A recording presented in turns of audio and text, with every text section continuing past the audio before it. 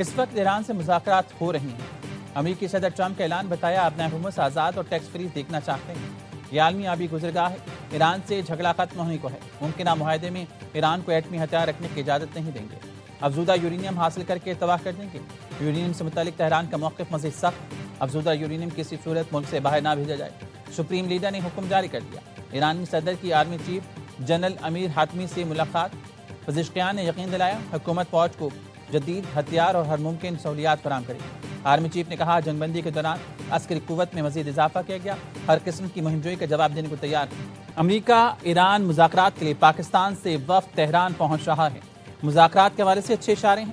امریکی وزیر خارجہ مارکو روبیو کی میڈیا سے گفتگو، کہا ہم ایران سے کامیاب مذاکرات چاہتے ہیں۔ آپ نے ہرمز میں ایران کا ٹول وصولی کا نظام معاہدہ ناممکن بنا دے گا۔ ایران نے ڈیل نہیں کی تو صدر ٹرمپ کے پاس آپشنز موجود ہیں۔ نیٹو سے متعلق مارکو روبیو نے کہا صدر ٹرمپ ایران کے معاملے پر نیٹو کے موقف سے بہت ناراض اور مایوس ہیں۔ خطے میں امن کمیشن وزیر داخلہ محسن نقوی کی تہران میں ایرانی قیادت سے اہم ملاقات ہوئی۔ وزیر داخلہ ایرانی ہم منصب سکندر مومنی سے 24 گھنٹے میں دوسری بار ملے۔ سیکیورٹی معاملات پر اتفاق رائے، دو طرفہ امور کا تفصیلی جائزہ لیا گیا۔ سرحدی سیکیورٹی اور انسداد دہشت گردی سمیت باہمی تعاون پر بات چیت کی گئی۔ خطے میں امن و استحکام کے لیے قریبی رابطے برقرار رکھنے پر اتفاق۔ اس سے پہلے محسن نقوی نے ایرانی وزیر خارجہ عباس عراقچی سے بھی ملاقات کی۔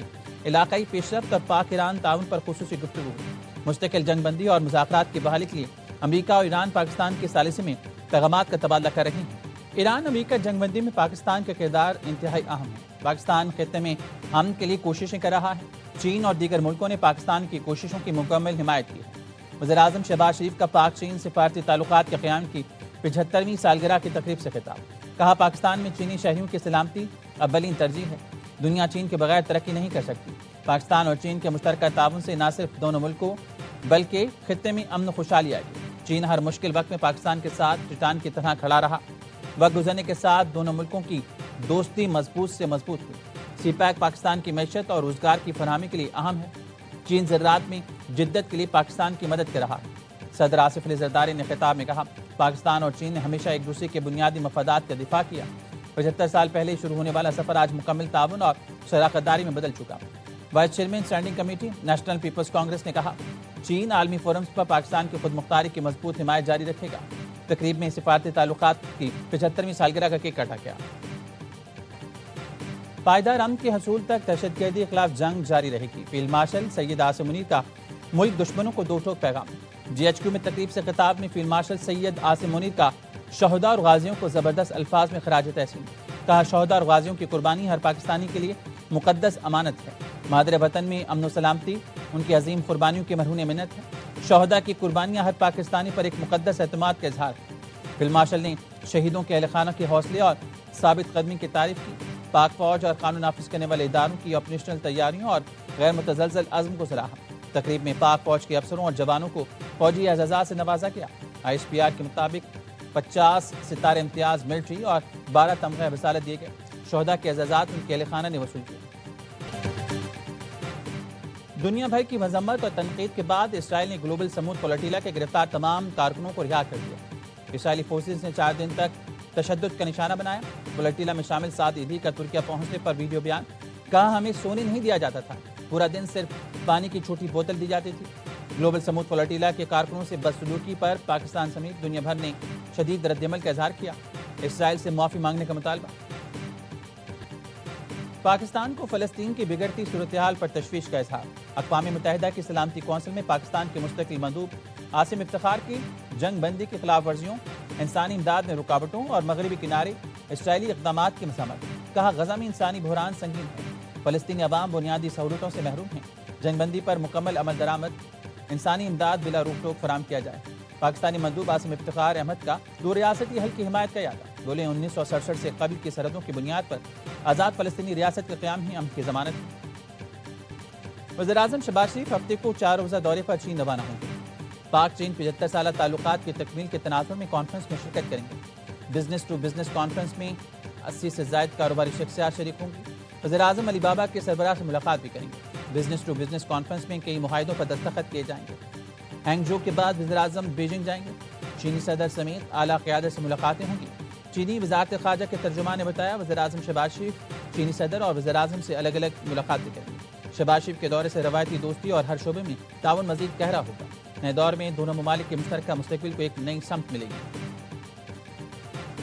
नया बजट अवाम पर कितना होगा भारी, IMF से मुज़ाकरात रहेंगे जारी। IMF का वफ़द पाकिस्तान के शेड्यूल मुज़ाकरात मुकम्मल करके वापस रवाना। पाकिस्तान ने IMF के बेशतर मुतालबात तस्लीम कर लिए। वफाक और सूबों ने 1100 अरब रुपए के टैक्स इक़दाम और नए टैक्स लगाने पर इत्तेफाक। हुकूमत की 370 अरब रुपए के टैक्स इक़दाम और 230 अरब रुपए के नए टैक्सेस लगाने की यकीन दहानी। FBR के लिए आइंदा माली साल 15,264 अरब रुपए टैक्स वसूली का हदफ मुकर्रर। IMF ने सोलर पैनल्स पर सेल्स टैक्स 10 से बढ़ाकर 18%, इलेक्ट्रिक व्हीकल्स पर सेल्स टैक्स 1% से बढ़ाकर 18% करने का मुतालबा किया। चीनी, सीमेंट, तंबाकू और खास सेक्टर से मजीद 50 अरब रुपए रिकवरी का प्लान। पेट्रोलियम लेवी हदफ में 18% इजाफे का मुतालबा। विफाकी बजट पर हुकूमत और पीपल्स पार्टी के दरमियान मुज़ाकरात में पेश है। पीपल्स पार्टी ने NFC अवार्ड में तरमीम के बजाय मुतबादिल तजावीज़ दे दी। Peoples party दिफाई budget, customs duty और फंड्स तकसीम के तरीक़ेकार में तब्दीली पर तैयार। तालीम और सेहत के शोबे विफाक के मातहत लाने के लिए वक्त मांग लिया। बेनज़ीर इनकम सपोर्ट प्रोग्राम सूबों के हवाले करने से मुतल्लिक बातचीत जारी। हुकूमत तरक्याती फंड से मुतल्लिक तजावीज़ को बजट का हिस्सा बनाने पर राजी हो गई। MQM का बजट में कराची और हैदराबाद के लिए खती रकम मुख्तस करने का मुतालबा। वज़ीर-ए-आज़म से मुलाकात का अहवाल सामने आ गया। ज़राए के मुताबिक MQM ने कहा स्पेशल डेवलपमेंट प्रोग्राम के तहत अलहदा 25 अरब रुपये दिए जाएँ। 28वीं आईनी तरमीम में बल्दियाती तरमीम शामिल की जाए। 28वीं आईनी तरमीम से मुतालिक विफाकी हुकूमत ने अब तक कोई राब्ता नहीं किया। वज़ीर इत्तलात सिंह शर्जील मेमन कहते हैं आईनी तरमीम का कोई भी मुसविदा शेयर नहीं किया गया। मुसविदा आया तो अपने नजरियाती मौक़िफ़ के तनाजुर में फैसले करेंगे। खैबर पख्तूनख्वा में सिक्योरिटी फोर्सेस ने 23 खारजियों को ठिकाने लगा दिया। ISPR के मुताबिक 48 घंटे में खुफिया इत्तलात पर ऑपरेशन के दौरान खारजियों के ज़ेर इस्तेमाल ज़ेर ज़मीन सुरंगें और बंकर्स को तबाह कर दिया गया। ऑपरेशन दिता खेल, स्पिमवाम और बन्नों में किए गए। इंतहाई मतलूब खारजी सरगना जान मीर और तूर साकिब भी मारा गया। जान मीर के सर की कीमत मुकर्रर। फोर्सेस और शहरियों पर दहशतगर्द हमलों का मास्टरमाइंड था।